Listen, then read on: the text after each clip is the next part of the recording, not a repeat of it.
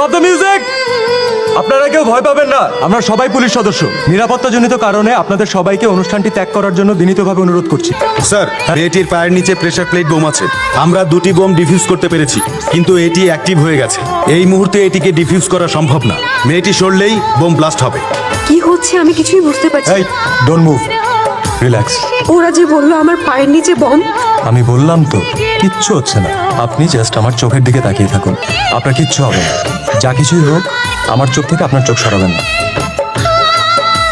Relax relax.